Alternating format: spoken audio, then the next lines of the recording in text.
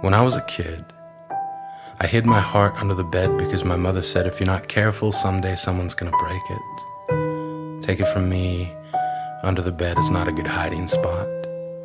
I know because I've been shot down so many times I get altitude sickness just from standing up for myself. When I was a kid, I could fill a bookshelf with every different way they would tell me how not to play. They'd say it's time to start putting childish things away. And I was like, fuck you. This is Skeletor.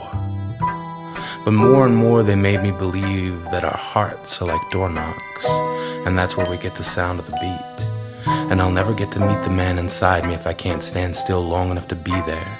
I'll never make it anywhere if I keep running away. I'll never know myself if all I ever do is play Nicky Nicky 9 Doors. They ask, don't you want to be a man? And when I was a kid, I wanted to be a man.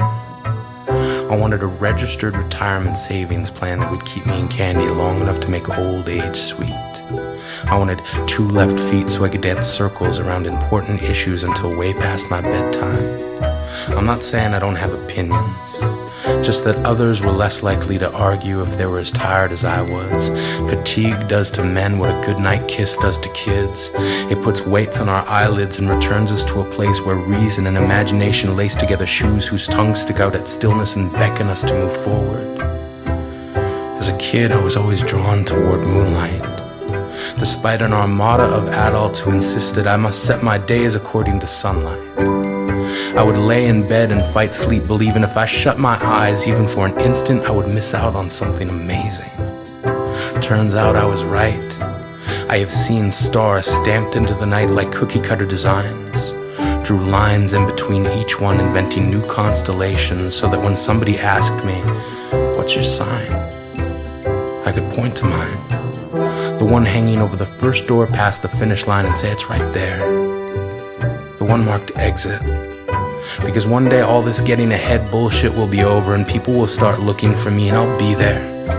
I'll wear my best flashing red and you will stand winner circle thoroughbred. I will unthread the screws that will put you throughout this life, then smile and say, you made it. When I was a kid, I traded in homework assignments for friendship, then gave each friend a late slip for never showing up on time, and in most cases, not at all.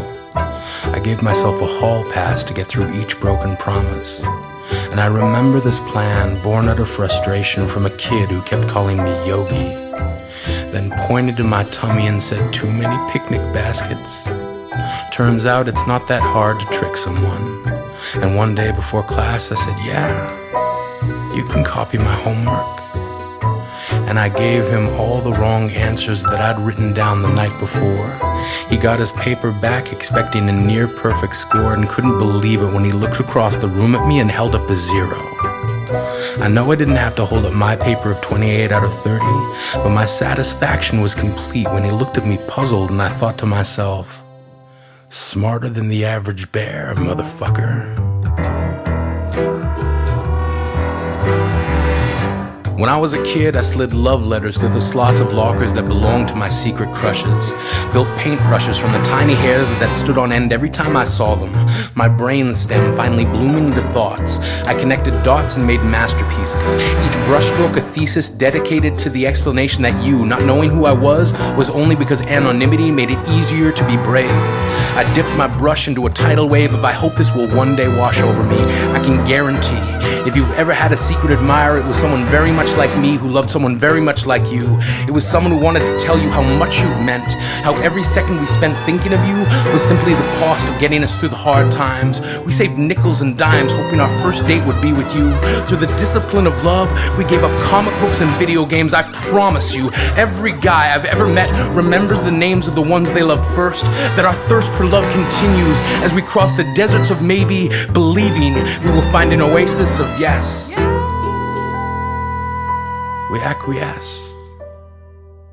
Yes, we probably should have just said something, but we were chicken shit. We lit the fuses of our hearts and exploded every time you walked on by. When I was a kid, I did stupid shit. Ripped the women's underwear section out of the Sears Christmas wish catalog and blamed it on my granddad. He did end up covering for me and had only this to say, You're only 12, so I'm impressed. But take it from experience, don't hide that under your mattress. So I didn't. I hid it in the empty box of a board game that I never used to play. And on the day when my grandmother eventually found it, she reamed him out for hiding pornography in her grandson's bedroom. The impending doom of the truth set upon me like a dying sun, sending its last ray of light over the horizon and aimed directly at me. He didn't say a word. Incurred the full wrath and laughed with me later, saying, "It's like your heart. It doesn't matter where you hide it. Lovers are like little kids lifting up a rock looking for an insect. They will find that shit." When I was a kid, I trusted myself enough to know that one day I'd be a man. One day I'd have a childhood for a past and a future for a backup plan. That every gauntlet I ever ran was a potato sack race in which time would chase me further toward an ending. I am bending myself back to the beginning, reminding myself there is no winning any race against yourself. Slow down. And when the kid in you falls, turn around. Pick them up, dust them off, then continue. Trust me, you are gonna need that kid. You are gonna need someone to remind you that every weed is a flower, just trying to make shit work.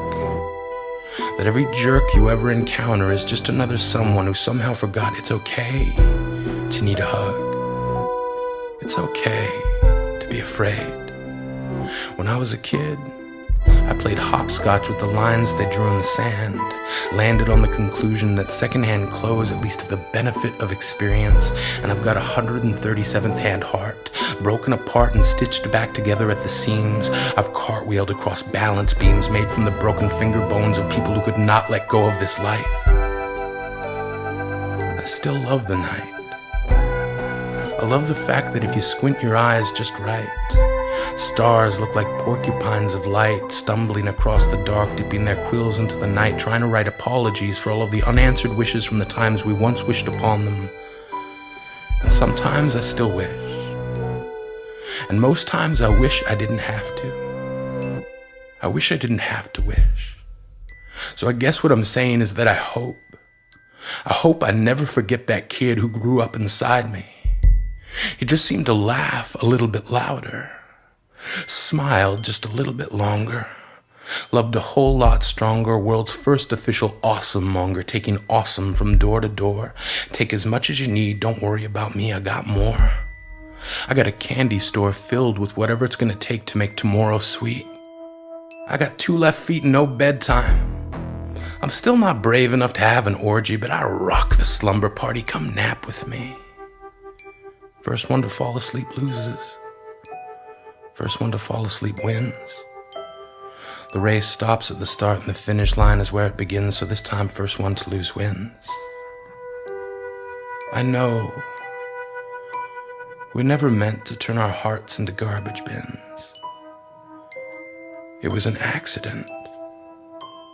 I know the headlines about us giving up were a misprint and really just bad reporting. I know we've been boarding up all the windows from the outside in. We've been doing it ever since they told us to start letting things go. And I know we got into the habit of throwing everything away. But your heart is a door knock, and every time it beats, it's just that kid's way of asking, "Can you please come out and play?"